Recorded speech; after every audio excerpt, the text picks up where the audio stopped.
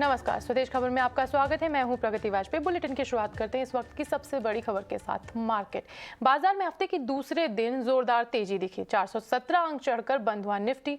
BSE के सभी sectors में तेजी दिखी। सेंसेक्स भी करीब 1344 अंक से ज्यादा तेजी पर बंद हुआ। मेटल, आईटी और ऑटो शेयरों में जमकर खरीदारी दिखी। बाजार की दिन भर की हलचल पर बात करने के लिए हमारे साथ हैं हमारी सहयोगी प्रियंका उप्पल आनंद। जी बिल्कुल, देखिए आज आप बाजार में एक बड़ा हिस्टोरिक इवेंट था एलआईसी का डेब्यू, और हिस्टोरिक डे कहना चाहिए कि बाजार में 400 पॉइंट से ज़्यादा की रैली आपने देखी। हालांकि एलआईसी थोड़े से डिस्काउंट पर ज़रूर चल रहा है, लगभग 7% के डिस्काउंट पर, लेकिन आप बाजार में वन डायरेक्शनल मूव देखिए और अक्रॉस द सेक्टर्स आपको बाइंग दिखेंगे। In fact it's a very good comeback rally, broad based rally दिखी सारे सेक्टर्स में, led by metal, commodities, energy, IT pack ने भी आज सहारा दिया बाजार को, और बाजार के हेवी वेट्स लाइक रिलायंस ने भी आज कंट्रीब्यूट किया, जिसकी वजह से हमने देखा ये वन साइडेड आपको रैली देखी। 16,200 के ऊपर हमने क्रॉस भी किया और सस्टेन भी किया। बैंक्स, फाइनेंशियल्स, इन सभी का कंट्रीब्यूशन बाजार को देखने को मिला। अगर आप पहले 10 काउंटर्स देख लेंगे निफ्टी के, एफएनओ के, तो उसमें आपको मेटल के, कमोडिटीज के, एल्यूमिनियम प्ले के, वेदांता, हिंडाल्को, यहाँ अच्छा खासा टेक्निकल बाउंस बैक देखा। बहुत ज्यादा शॉर्ट स्पेस पे बने हुए थे, तो यहाँ पर आपको बड़े मूव्स दिखे। Nalco, Tata steel, JSW steel, इन सभी स्पेसेस में आपको अच्छी खासी तेजी देखने को भी मिली। इसके अलावा आपको आईटीसी से आज सपोर्ट मिला, 260 के ऊपर बंद होने में कामयाब भी हुआ। लगभग 4% की तेजी, 264 रुपए के पास आईटीसी बंद हुआ। रिलायंस ने बड़े मूव दिखाए, 3% से ज्यादा की 4% से ज्यादा की तेजी के साथ इनफैक्ट बंद होते हुए दिखाई दे रहा है। सो ये बड़े साइंस थे जिसके चलते हमने देखा कि आज बाजार में ये मूव सस्टेन भी करे, और बड़ी शॉर्ट कवरिंग रैली जो आपको देखने को मिली, ना सिर्फ मिड कैप आईटी से बल्कि लार्ज कैप आईटी से भी। आपको विप्रो, एचसीएल टेक जैसे स्टॉक्स में तेजी दिखी। उसके अलावा आपको दूसरे स्टॉक्स मिड कैप और स्मॉल कैप में माइंडट्री, एलटीटीएस, ओएफएसएस, टेक्नोलॉजी और आईटी पैक्स में भी आपको एक अच्छा खासा कमबैक आज देखने को मिला। इन सभी ट्रिगर्स पे हमने देखा कि 16,200 के ऊपर बाजार सस्टेन किया और बाजार ने इसके ऊपर क्लोजिंग भी दी है। So led by majorly by metals and commodities, एक one sided all sectors in green आपको आज क्लियरली लॉन्ग बिल्टअप होते हुए दिखाई दिए बैंक्स एंड फाइनेंशियल्स में। सो बाजार में आज बहुत ही जोरदार तेजी के साथ आज कारोबार हुआ। एबीएसएल एएमसी के ए बाला सुब्रमण्यन का कहना है कि कई नेगेटिव इवेंट्स की वजह से बाजार काफी प्रभावित हुआ है, इसीलिए अभी हालात सुधरने में वक्त लगेगा। निवेशकों को बैंकिंग, फाइनेंशियल मजबूत और फंडामेंटल्स और साइक्लिक नेचर वाली कंपनियों में निवेश के मौके तलाश सकते हैं। जो हिसाब से मार्केट का जो ग्लोबल आउटलुक जो चेंज होते जा रहे हैं, clearly the last few months driven by high inflation, high commodity prices, uncertainty of growth, debate and discussion about stagflation और रिसेशन, ये बेसिस में मार्केट का आज के दिन में जो मूव चल रहा है, clearly I think is not going to go away immediately, क्योंकि मार्केट का थोड़ा इम्प्रूवमेंट आया, फिर भी मार्केट मेरे हिसाब से will move in a narrow range given the fact आप कोई भी चीज इन्फ्लेशन लेके, इंटरेस्ट रेट्स लेके, हर चीज आज के दिन पे is more on the uncertain period. So therefore, I think the flows will generally remain muted, and overall market momentum also will remain more in narrow range. दूसरा एक ही अच्छा है, एक्चुअली क्वार्टर का रिजल्ट जो आया actually is been coming, is been most of them are coming with reasonably good result, and उसका basis पे market का जो इंडिविजुअल स्टॉक्स के हिसाब से मोमेंटम चल रहा है, that something is I think is a trend that we can see. And second is RBI already they started hiking the rates, means market का हमेशा एक्चुअली जो इंटरेस्ट रेट के हिसाब से जो हमेशा चलते रहते हैं, that something is also reflected in the market. So therefore to some extent while we can say it's already discounted, and clearly we'll have to just give more time for some more clarity to emerge. Therefore मेरे हिसाब से market का range में move होना चाहिए. Helios capital के founder Sameer Arora ने हमसे खास बातचीत की। इस बातचीत में उन्होंने कहा कि बाजार में अभी भी सावधानी बरतने की जरूरत है। उनके मुताबिक जब तक अमेरिकी बाजार में स्थिरता नहीं आती, भारतीय बाजार स्टेबल नहीं होंगे। I have to be cautious on the market, as I have been most of this year. And I think that we will not really settle down till the US market settle down. And the US market, even yesterday, NASDAQ was down 1.25%. I think that if you look at the previous falls or big falls in the US and maybe similarly in the rest of the world, it normally ends with either the Federal Reserve coming in a big way, or government coming in, or somebody coming in to support in some sense, which is not only missing, but they are on the other side right now, or the valuations have to become much cheaper. I think the US market has not settled down, and I don't think therefore the Indian market can easily settle down. और अब बात उस IPO की जिसकी listing पर सभी की निगाहें थी, उसमें आज दम नहीं दिखा। हम बात कर रहे हैं एलआईसी की लिस्टिंग के। एलआईसी का शेयर 8.62% के डिस्काउंट के साथ 867 रुपए पर लिस्ट हुआ। लिस्टिंग के मौके पर हमारे सहयोगी अंकुर मिश्रा ने दीपम के सचिव तुहिन कांत पांडे से एक्सक्लूसिव बातचीत की। चलिए आपको दिखाते हैं। एलआईसी के लिस्टिंग के बाद हमारे पास दीपम सेठी खुद बात करने के लिए है। सर, एलआईसी के आईपीओ में रिटेल शेयर धारकों का, पॉलिसी होल्डर्स का काफ़ी ज़बरदस्त रिस्पांस रहा, लेकिन अभी जो लिस्टिंग हुई है उसके बाद सरकार, जो कि सबसे बड़ी शेयर होल्डर है, वो कैसे कॉन्फिडेंस देगी इन्वेस्टर्स को?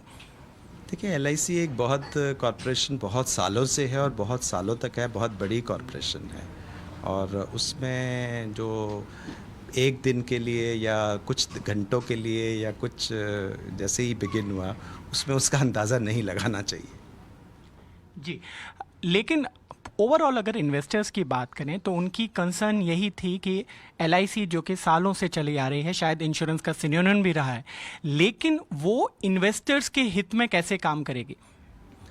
इसके लिए एलआईसी मैनेजमेंट ने अपने रोड शोज़ में, अपने इवेंट्स में और अपने जो उन्होंने पब्लिक को प्रेस कॉन्फ्रेंस दी है उसमें बताया है, और चेयरमैन एलआईसी ने बात की है एलआईसी 3.0।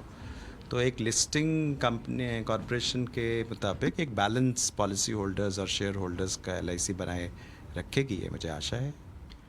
क्योंकि मार्केट अभी वोलेटाइल है और एलआईसी की लिस्टिंग भी शायद आप जैसा सोचते थे उस हिसाब से नहीं हुआ, लेकिन मार्केट आपके हाथ में नहीं है। लेकिन आगे के जो प्लान्स हैं उसमें खासकर आईडीबीआई बैंक में स्टेक सेल, जो कि आपके रडार पर था, वहाँ पर अब कैसे सरकार चलेगी? क्या अभी भी मार्केट की कंडीशंस को शांत होने का वेट करेंगे या फिर आप अपने रोड मैप के हिसाब से इसी साल जाएंगे?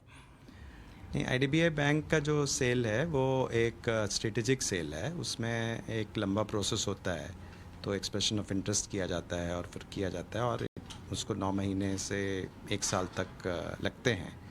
तो वो प्रोसेस तो अपनी जगह पे चालू हो रहा है और अग्रसर है, और रोड शोज़ हो रहे हैं, उसके मुताबिक फिर एक्सप्रेशन ऑफ इंटरेस्ट लाने की हमें आशा है।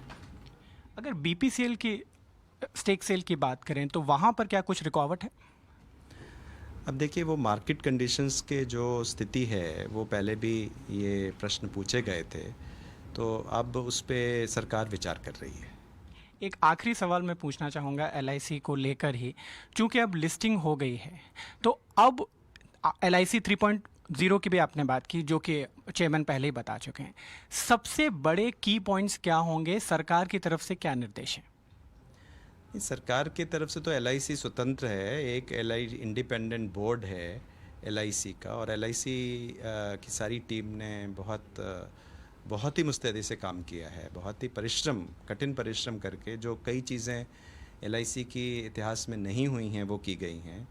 एम्बेडेड वैल्यू का कॉन्सेप्ट लाया गया है, एक्चुअरियल सॉफ्टवेयर बदला है, समय समय पे उनको मार्केट के हिसाब से आना पड़ेगा, हर क्वार्टर में रिजल्ट देने होंगे, उसमें प्रश्न पूछे जाएंगे, वो प्रश्न का उत्तर भी देंगे। सर, रिजल्ट कब है? कुछ डिसाइड हुआ है? नहीं, रिजल्ट्स तो आप चेयरमैन एलआईसी से पूछेगा, लेकिन ये तो मेरा मतलब है एक ऑनगोइंग प्रोसेस है। तो अभी लिस्टिंग के दिन तो मैं यही कह सकता हूँ कि ये जो वाइडर पब्लिक ओनरशिप का जो हमारा माननीय प्रधानमंत्री जी का निर्देश है कि आप सरकारी संस्थाओं में उनको लिस्टिंग करवाइए, तो उस लिस्टिंग के हिसाब से ये उस कमिटमेंट जो है उसका एक उदाहरण है, और मुझे पूरी आशा है कि इसमें एलआईसी खरा उतरेगी और इन्वेस्टर्स को निराश नहीं करेगी। बहुत बहुत धन्यवाद। एलआईसी की लिस्टिंग के बाद कंपनी के चेयरपर्सन एमआर कुमार ने कंपनी के ग्रोथ प्लान बताए हैं। पॉलिसीज में हम स्ट्रॉन्ग हैं, उसमें हम स्ट्रॉन्ग रहना चाहिए। We don't want to give up on that strength. At the same time जो अपनी निवेशक आए हैं, those who are looking at more profitability, those who are looking at 100% profit share of non par business, उनके लिए भी हम products लाए हैं और उसकी ग्रोथ शुरू हुई है। आने वाले दिनों में in a year or two I think will have terrific growth in non-par policies also.